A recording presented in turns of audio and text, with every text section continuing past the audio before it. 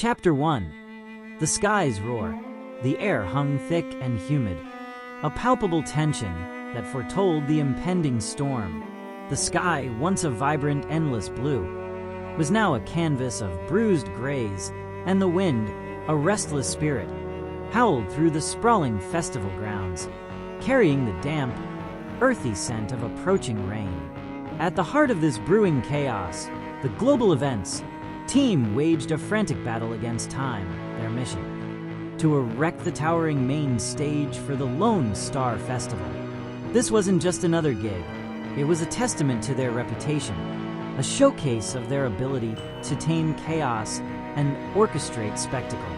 Jake, a man sculpted by the Texan sun and seasoned by countless outdoor events, moved with the quiet authority of a seasoned conductor.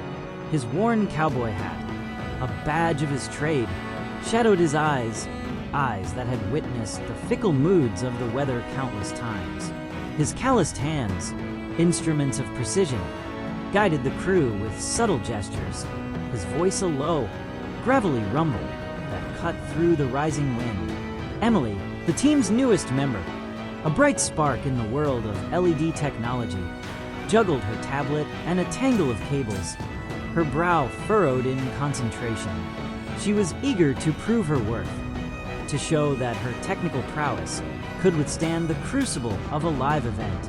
But the pressure was mounting, and her youthful enthusiasm was beginning to fray at the edges. Marcus, the sound engineer, a veteran of the road, moved with the practiced ease of a seasoned performer. His headphones, a constant companion, shielded him from the external noise, allowing him to focus on the intricate dance of frequencies. His calm demeanor, a stark contrast to the growing anxiety around him, was a shield against the ghosts of his past, a past that whispered of a different kind of storm. Sarah, the event coordinator, a whirlwind of energy and optimism, darted between the crew, her walkie-talkie crackling with updates and instructions. Her smile, usually a beacon of reassurance, was strained, a thin veil over the growing unease she felt as the sky darkened. Jake's gaze, drawn repeatedly to the ominous clouds, held a flicker of apprehension. He'd seen storms like this before, storms that could turn a festival into a disaster zone. "Emily," he barked, his voice sharp against the wind, "ramp up the LED panel assembly. We're running out of time." Emily, her fingers flying across the tablet screen, relayed the order to her team, her voice trembling slightly. Marcus, interrupting his meticulous work, turned to Jake, his expression grave. "Jake, we need to cover the sound equipment now. This rain could fry everything." The pressure intensified, a tangible force that tightened its grip on the crew. Sarah, her voice laced with forced cheerfulness, tried to rally the team, but the growing anxiety was palpable. And then, as if on cue, the sky unleashed its fury.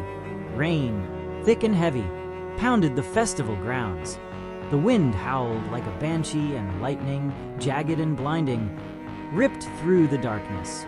The global events team, caught in the deluge, scrambled to protect their equipment, their efforts a desperate dance against the relentless storm. Emily, her eyes wide with panic, slipped on the slick stage, her outstretched hand knocking against a towering LED panel. The panel, its delicate circuitry no match for the force of the impact, shattered, sending shards of glass and electronic components scattering across the stage. A collective gasp echoed through the crew, their hopes and efforts dashed against the unforgiving reality of the storm. Jake, his face a mask of grim determination, rushed to Emily's side, his voice booming above the roar of the rain. "Emily, are you all right?" Emily, her face streaked with rain and tears, nodded weakly. "Yes, sir, but the panel." The rain continued its relentless assault. The wind whipped through the stage rigging, and the once promising festival grounds were now a scene of chaos and despair. The main stage, a symbol of their ambition, was now a casualty of the storm. The chapter closes with a close-up on Jake's face, a steely resolve etched into his features, a silent vow to defy the storm and resurrect the stage, no matter the cost. Chapter 2, Salvage in Shadows. The storm, a relentless beast, continued its assault. Rain lashed against the tattered remnants of the stage, and the wind, a howling predator, tore at any loose rigging. The global events team, soaked and shivering, huddled beneath makeshift shelters, their faces etched with a mixture of exhaustion and despair. The shattered LED panel lay like a fallen monument, a stark reminder of their dashed hopes. Jake, his eyes narrowed against the driving rain, surveyed the damage, his mind racing through a whirlwind of calculations and contingencies. He was a man of action, not words, and the sight of the ruined stage was a personal affront. He wouldn't let this storm win. Marcus, he barked, his voice hoarse. Assess the damage to the sound equipment. We need to know what we can salvage. Marcus, his headphones abandoned, moved with a weary determination, his experienced hands probing the drenched equipment.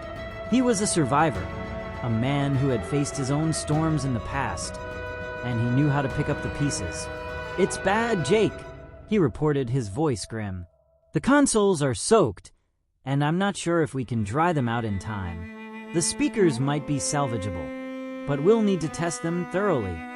Emily, her face pale and her eyes filled with remorse, approached Jake, her voice barely a whisper. "Jake, I'm so sorry. It was my fault." Jake, his gaze softening slightly, placed a hand on her shoulder. "It was an accident, Emily. We all make mistakes. Now, we need to focus on fixing it." Sarah, her optimism battered but not broken, rallied the remaining crew, her voice ringing with a newfound determination. "All right, team, let's get to work. We're not going to let this storm beat us. We're going to rebuild this stage, even if it takes all night." The team, their spirits rekindled by Sarah's unwavering resolve, began the arduous task of salvaging what they could. They worked in the driving rain, their hands numb, their bodies aching, but their determination unwavering. They were a team, bound together by a shared purpose, and they wouldn't let a storm or a shattered LED panel break their spirit. As the hours dragged on, the rain began to subside, and the first hints of dawn painted the sky with a pale, watery light. The team, exhausted but triumphant, surveyed their handiwork. The stage, though battered and bruised, was standing again, a testament to their resilience. But the storm had left its mark. The shattered LED panel was a gaping wound, and the sound equipment was still a question mark. They had a stage, but would it be enough? A new problem arose as the water receded. Large puddles remained, and some of the ground became very muddy. A large portion of the audience area was unusable. Jake looked concerned. "We need to dry this out before people start arriving." Emily, looking at her tablet, says, "I may have an idea." Hook. The chapter ends with Emily's hopeful announcement, leaving the team wondering if her idea can truly save the festival. Chapter 3. The Spark of Innovation. The dawn, a pale whisper against the storm-ravaged landscape, revealed the true extent of the damage. The Lone Star Festival grounds, once a vibrant tapestry of anticipation, now resembled a battlefield, scarred and battered. The global events team, their faces etched with fatigue, huddled around Emily, their eyes fixed on her tablet. "Okay," Emily began, her voice hoarse but determined. "I've been running some simulations. If we can get our hands on a few high-powered industrial fans and some heavy-duty tarps, we can create a temporary drying system." Jake, his brow furrowed, studied the schematics on the tablet. Industrial fans? Tarps? That might work. But where are we going to find that kind of equipment on such short notice? "I have a contact at a construction supply company in Austin," Sarah interjected, her voice filled with newfound optimism. "They might have what we need." "Then let's not waste any time." Jake declared, his voice regaining its usual authority. "Sarah, get on the phone. Marcus, you and Emily work on setting up the drying system. We need to get this ground dry before the first attendees arrive." The team sprang into action, their energy renewed by the glimmer of hope. Sarah made a flurry of calls, her voice a whirlwind of negotiation and persuasion. Marcus and Emily, their minds buzzing with technical possibilities, began to map out the layout of the drying system, their fingers flying across the tablet screen. As the morning wore on, a convoy of trucks arrived, carrying the much-needed equipment. The team, their muscles aching and their spirits soaring, unloaded the fans and tarps, their movements a well-choreographed dance of efficiency. They worked in unison, their shared goal fueling their determination. The drying system, a makeshift contraption of fans and tarps, began to take shape. The industrial fans, their powerful blades whirring, churned the damp air, while the tarps, strategically positioned, channeled the airflow, creating a makeshift wind tunnel. The muddy ground, exposed to the relentless gusts, began to dry, the puddles shrinking, the mud hardening. But the storm had left another challenge in its wake: the shattered LED panel. The gaping hole in the stage backdrop was a glaring reminder of their misfortune. Emily, her eyes filled with determination, approached Jake. "Jake, I have an idea for the LED panel. It won't be perfect, but it might just work." "Let's hear it," Jake replied, his voice laced with cautious optimism. "We can reconfigure the remaining panels to create a smaller, but still functional display," Emily explained. "It won't be the grand backdrop we envisioned, but it will still provide a visual element for the performances." Jake, his eyes scanning the remaining panels, nodded slowly. "It's a long shot, but it's worth a try." Emily, her fingers flying across her tablet, began to reprogram the LED panels, her mind a whirlwind of code and algorithms. She worked with a laser-like focus, her determination fueled by a desire to redeem herself. As the afternoon sun beat down on the festival grounds, the team's efforts began to pay off. The drying system had worked its magic, transforming the muddy terrain into a passable surface. The reconfigured LED display, though smaller than planned, flickered to life, casting a vibrant glow across the stage. The Lone Star Festival was still on, but would it be enough? Hook! The chapter ends with the question of if the reworked stage and grounds will be enough for the festival goers, and if the sound equipment can be fixed. Chapter 4. The Symphony of Uncertainty. The sun, now a blazing orb in the cloudless sky, cast a harsh light on the Lone Star Festival grounds. The air, still damp from the previous night's deluge, carried the scent of wet earth and the faint hum of the industrial fans. The global events team, their faces drawn and their bodies weary, moved with a quiet determination, their focus fixed on the final preparations. The reconfigured LED display, though smaller than planned, pulsed with vibrant colors, casting a kaleidoscope of light across the stage. The drying system, a testament to their ingenuity, had transformed the muddy terrain into a passable surface. But the lingering question remained, would it be enough? Jake, his eyes scanning the grounds, his mind a whirlwind of logistics, felt a knot of anxiety tighten in his stomach. The festival was scheduled to begin in a few hours, and the first attendees were already trickling in. The sound equipment, still shrouded in uncertainty, was the biggest unknown. Marcus, his brow furrowed in concentration, worked tirelessly to coax the drenched consoles back to life. He was a master of his craft, a virtuoso of sound, but even his expertise was challenged by the relentless assault of the rain. He meticulously dried each component, his hands moving with a delicate precision, his ears attuned to the faintest hum of electrical current. Emily, her eyes fixed on her tablet, monitored the performance of the reconfigured LED display. She had poured her heart and soul into this project, her desire to redeem herself fueling her every action. She was determined to prove that her technical skills could rise to any challenge, even one as daunting as this. Sarah, her voice a soothing balm against the rising tension, coordinated the remaining crew, her energy a beacon of hope. She was a master of improvisation, a virtuoso of event management, and she was determined to ensure that the festival would be a success, no matter the obstacles. As the first attendees began to gather, a palpable sense of anticipation filled the air. The Lone Star Festival, a celebration of music and community, was about to begin. But beneath the surface of excitement, a current of uncertainty flowed, a silent question mark hanging over the event. The first band took the stage, their music a vibrant tapestry of country rhythms and soulful melodies.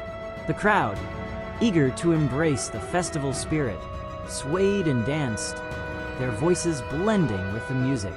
But the sound, though clear, lacked the depth and richness that Marcus had envisioned. The drenched consoles, though functional, were still struggling to deliver the full range of frequencies. Emily, her eyes fixed on the LED display, watched as the reconfigured panels pulsed and shimmered, creating a mesmerizing backdrop for the performance. But the smaller size of the display was a constant reminder of what could have been, a subtle echo of the storm's destructive power. Jake, his eyes scanning the crowd, his ears attuned to the nuances of the sound, felt a pang of disappointment. He had wanted this festival to be a triumph, a showcase of the global event's team's ability to overcome any challenge. But the storm had left its mark, a subtle but undeniable imperfection. As the day wore on, the festival gained momentum. The crowd, fueled by the music and the camaraderie, embraced the event with an infectious enthusiasm. The global events team, their initial anxiety replaced by a sense of accomplishment, watched as their efforts transformed the storm-ravaged grounds into a vibrant celebration. But the lingering question remained: would the festival be remembered for its resilience or for its imperfections? Then, during the main act, the sound began to crackle. Marcus looked concerned. He had given the consoles all that he had, but the water damage was beginning to show. Small electrical fires started within the consoles, and the sound began to fail. Hook, the chapter ends with the sudden failure of the sound system, casting a shadow over the festival's success and leaving the team scrambling to find a solution. Chapter 5, the fading echo. The crackling sound, like a dying ember, echoed through the festival grounds, a jarring counterpoint to the vibrant music. Marcus, his face a mask of concern, frantically adjusted the dials on the sound consoles, his fingers flying across the controls in a desperate attempt to salvage the performance. But the damage was done. The waterlogged consoles, pushed beyond their limits, were succumbing to the strain, their electrical circuits sputtering and failing. The music, once a powerful force, now sputtered and faded, its rhythm broken, its melody distorted. The crowd, initially oblivious to the technical difficulties, began to murmur, their attention shifting from the stage to the increasingly erratic sound. The band, their performance disrupted, exchanged worried glances, their energy waning as the music faltered. Jake, his eyes narrowed, his jaw clenched, watched the unfolding disaster with a growing sense of dread. He knew that the sound system was the heart of the festival, the lifeblood that pumped energy into the crowd. Without it, the event would wither and die. He turned to Marcus, his voice a low growl. "Marcus, what's happening?" "The consoles are failing, Jake," Marcus replied, his voice strained. "The water damage is too severe. I'm trying to keep them alive, but they're dying on me." Emily, her face pale, her eyes filled with a mixture of fear and determination, approached Jake. "Jake, I might have a solution. It's a long shot, but it's worth a try. What is it? Jake asked, his voice laced with a desperate hope. We can try to bypass the damaged consoles and connect the microphones directly to the speakers, Emily explained. It won't give us the full range of sound, but it might keep the music going. Do it, Jake ordered, his voice firm. We have nothing to lose. Emily, her fingers flying across her tablet, began to reroute the audio signals, her mind a whirlwind of technical calculations. She worked with a laser-like focus, her determination fueled by a desire to salvage the festival.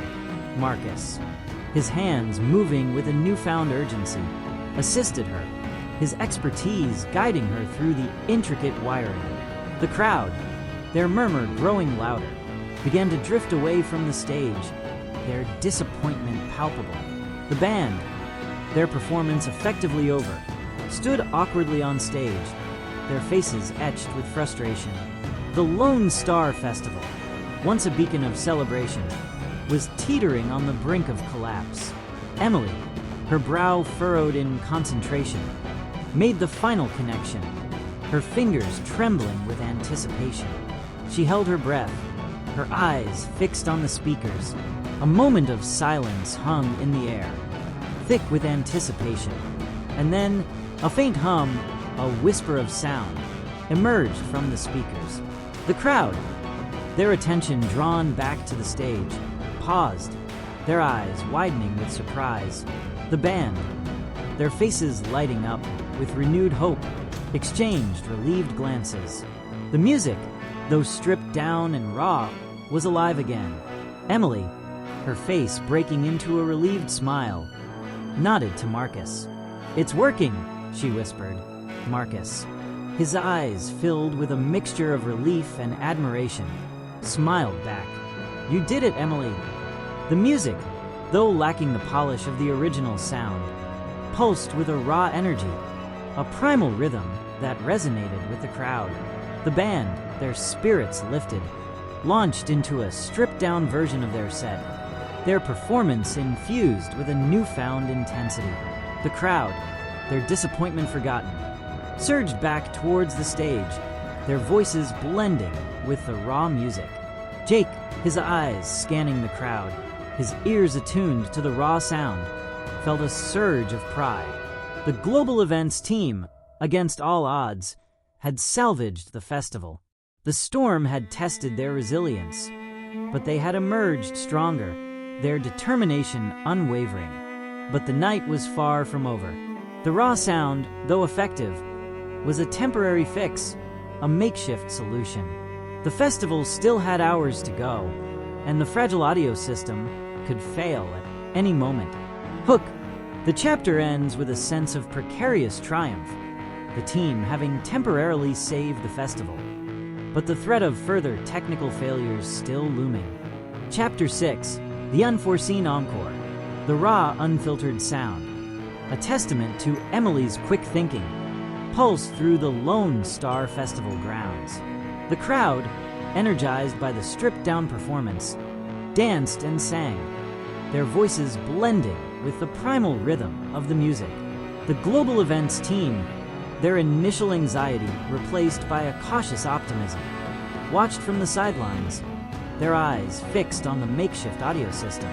The sun, now sinking below the horizon, painted the sky with hues of orange and purple, casting long shadows across the festival grounds. The atmosphere, once fraught with tension, had transformed into a celebration of resilience, a testament to the power of music to unite and uplift. Jake, his eyes scanning the crowd, his ears attuned to the nuances of the sound, felt a sense of pride. The team, against all odds, had salvaged the festival, their ingenuity and determination overcoming the challenges posed by the storm. But he knew that the makeshift audio system was a temporary solution, a fragile lifeline that could snap at any moment. "We need to find a permanent fix," Jake declared, his voice firm. "This raw sound is working for now, but it's not sustainable." "I agree," Marcus replied, his voice laced with concern. The consoles are still damaged, and we're pushing the speakers beyond their limits. We need to find a way to repair the equipment or replace it. Replacing the equipment is out of the question, Sarah interjected. We don't have the time or the resources. Repairing it is our only option. But how? Emily asked, her voice filled with uncertainty. The damage is extensive. We need specialized parts, and we don't have the tools to make the repairs ourselves.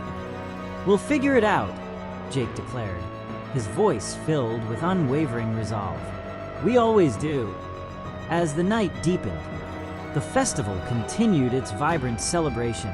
The bands, fueled by the energy of the crowd, delivered electrifying performances, their music echoing through the darkness. The global events team, their minds racing, brainstormed solutions, their ideas bouncing off each other like sparks in a fire.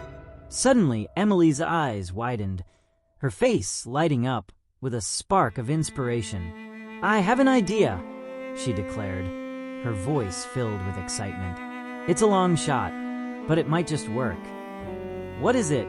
Jake asked, his voice laced with cautious optimism. We can try to bypass the damaged circuits in the consoles and create a temporary patch using spare parts from our other equipment, Emily explained. It won't be perfect, but it might restore the sound to its original quality. It's worth a try, Marcus replied, his voice filled with renewed hope. But it's going to be tricky. We'll need to work fast, and we'll need to be precise. The team, their energy renewed by Emily's idea, sprang into action. They worked in the shadows, their movements swift and precise, their minds focused on the task at hand. Emily, her fingers flying across her tablet, traced the intricate circuits of the consoles, her mind mapping out a path around the damaged components. Marcus, his hands moving with a surgeon's precision, soldered wires and connected spare parts, his expertise guiding the delicate operation. As the hours ticked by, the team's efforts began to bear fruit. The makeshift patch, a tangle of wires and spare parts, began to take shape, a testament to their ingenuity and determination. The sound, once raw and unfiltered, began to regain its depth and richness, its melody soaring through the night. Just as the main act was about to take the stage, the team completed their work. The patched consoles, their circuits humming with renewed energy, were ready to deliver the full spectrum of sound. The crowd, their anticipation building, roared as the band took the stage, their instruments gleaming under the stage lights. The music, now restored to its original glory, pulsed through the festival grounds, its rhythm electrifying, its melody soaring. The crowd, their voices blending with the music, danced and sang, their bodies moving in unison with the beat. The Lone Star Festival, once teetering on the brink of collapse, had been resurrected, its spirit soaring higher than ever. Hook, the chapter ends with the triumphant restoration of the sound system, but a sense of unease lingers, as if the night still holds a hidden challenge. Chapter 7. The Crescendo of Chaos. The restored sound, a symphony of power and clarity, resonated through the Lone Star Festival grounds. The main act, their performance ignited by the rejuvenated audio, delivered a set that electrified the crowd, their music a torrent of energy and passion. The global events team, their faces etched with a mix of relief and exhilaration, watched from the sidelines, their eyes fixed on the stage, their ears attuned to the flawless sound. The night, now at its zenith, pulsed with a vibrant energy, the festival a beacon of music and celebration. The crowd, a sea of swaying bodies and raised hands, moved in unison with the rhythm, their voices blending with the music, creating a chorus of pure joy. The atmosphere, charged with excitement, crackled with an almost tangible energy. Jake, his eyes scanning the crowd, his ears attuned to the nuances of the sound, felt a surge of satisfaction. The team, against all odds, had resurrected the festival, their ingenuity and determination overcoming the challenges posed by the storm. But beneath the surface of triumph, a current of unease lingered, a premonition that the night still held a hidden challenge. Suddenly, a flicker of light, a brief but intense flash, erupted from the back of the stage. The music, momentarily distorted, faltered, then resumed its powerful rhythm. The crowd, momentarily startled, quickly returned to their revelry, their attention fixed on the electrifying performance. Emily, her eyes wide with alarm, turned to Marcus, her voice laced with concern. "Did you see that?" "Yeah," Marcus replied, his voice grim. "It looked like a power surge." "But how?" Emily asked, her brow furrowed. "We checked the power supply. Everything should be stable." "Maybe it's not the power supply," Jake interjected, his voice laced with suspicion. "Maybe it's something else." The team, their initial relief replaced by a renewed sense of urgency, began to scan the stage, their eyes searching for any sign of trouble. They checked the power cables, the lighting rigs, the LED displays, but found nothing amiss. Then, another flicker of light, this time brighter and more intense, erupted from the side of the stage. The music, momentarily distorted, faltered again, then resumed its powerful rhythm. The crowd, now showing signs of unease, began to murmur, their attention shifting from the stage to the growing chaos. Jake, his eyes narrowed, his jaw clenched, knew that time was running out. Whatever was causing the power surges, it was escalating, and it was threatening to derail the festival once again. He turned to Emily, his voice firm. "Emily, check the backup generators. See if you can find anything unusual." Emily, her fingers flying across her tablet, accessed the generator diagnostics, her eyes scanning the data stream. "There's nothing on the generators," she reported, her voice laced with confusion. "They're running perfectly."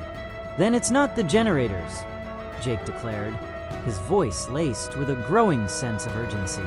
"It's something else. Something we're missing." Suddenly, a deafening crackle, followed by a blinding flash, erupted from the center of the stage. The music, now completely distorted, screeched to a halt. The stage lights, flickering erratically, plunged the festival grounds into darkness.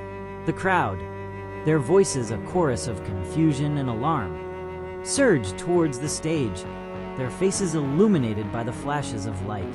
The Lone Star Festival, once a beacon of celebration, was now a scene of chaos and panic. The main act, their performance abruptly halted, stood frozen on stage, their faces etched with fear. The global events team, their initial triumph shattered, scrambled to restore order, their voices echoing through the darkness. Jake, his voice booming above the chaos, ordered the crew to activate the emergency lights. Sarah, her voice laced with urgency, instructed the security team to control the crowd. Marcus, his hands flying across the damaged consoles, attempted to restore the sound. Emily, her eyes fixed on her tablet, tried to identify the source of the power surges. The festival grounds, once a vibrant celebration, had descended into a maelstrom of confusion and fear.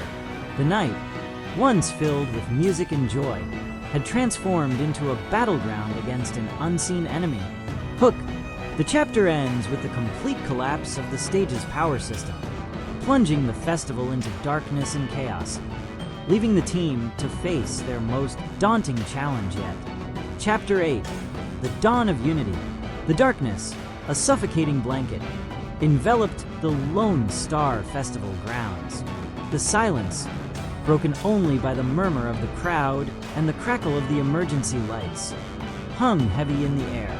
The global events team, their faces illuminated by the faint glow of their tablets, moved with a renewed sense of urgency, their minds racing to find a solution. Jake, his voice booming through the darkness, directed the crew with a calm authority. his experience guiding them through the chaos. Emily, Marcus, focus on restoring the power. Sarah, keep the crowd calm and informed. We need to work together as a team. Emily, her fingers flying across her tablet, access the backup power systems, her eyes scanning the data streams. The main power grid is down, she reported, her voice laced with urgency. But the backup generators are still running. We need to figure out why they're not supplying power to the stage. Marcus, his hands moving with a surgeon's precision, examined the damaged consoles, his eyes searching for any sign of a short circuit. There's a major power surge somewhere in the system, he declared, his voice grim. It's fried the main circuit breaker. We need to find the source of the surge before we can restore power. Sarah, her voice a soothing balm against the rising panic, addressed the crowd, her words echoing through the darkness. Ladies and gentlemen, we're experiencing a temporary power outage. Our team is working diligently to restore power to the stage. In the meantime, please remain calm and stay in your designated areas. The crowd, initially restless, began to settle down, their voices subsiding into a low murmur. The festival, though plunged into darkness, was not yet defeated. The spirit of unity, forged in the face of adversity, still burned brightly. Jake, his eyes scanning the crowd, his ears attuned to the subtle shifts in the atmosphere, felt a surge of hope. The team, their initial anxiety replaced by a renewed sense of purpose, was working together, their individual strengths combining to overcome the challenge. Suddenly, Emily's voice rang out, her tone filled with excitement. I found it, the source of the power surge. Where? Jake asked, his voice laced with anticipation. It's the LED display, Emily declared, her fingers pointing to the reconfigured panels. The storm must have damaged some of the internal wiring. The reconfigured display has been pulling too much power. That's it, Marcus exclaimed, his voice filled with a mixture of relief and frustration. The damaged display is overloading the system. Then we need to disconnect it, Jake ordered, his voice firm. Emily, can you do it? Yes, Emily replied, her fingers flying across her tablet. I can reroute the power flow. Within minutes, Emily had rerouted the power flow, isolating the damaged LED display. The main circuit breaker, no longer overloaded, reset itself, and the stage lights flickered back to life, illuminating the festival grounds. The crowd erupted in cheers, their voices a wave of relief and excitement. The Lone Star Festival, once again bathed in light, had been resurrected from the darkness. The main act, their performance reignited, launched into a final set, their music a triumphant celebration of resilience. The crowd, their spirits lifted, danced, and sang, their voices blending with the music, creating a symphony of unity. The global events team, their faces etched with exhaustion, but their hearts filled with pride, watched from the sidelines, their eyes fixed on the stage, their ears attuned to the flawless sound. They had faced the storm, the technical glitches, and the darkness, and they had emerged victorious, their unity and determination proving stronger than any challenge. As the final notes of the music faded into the night, the crowd erupted in applause, their voices echoing through the festival grounds. The Lone Star Festival, a testament to the power of resilience and unity, had come to a triumphant close. The team, their initial anxiety replaced by a sense of accomplishment, began to pack up their equipment, their movements infused with a quiet satisfaction. They had faced the storm, the technical glitches, and the darkness, and they had emerged victorious, their unity and determination proving stronger than any challenge.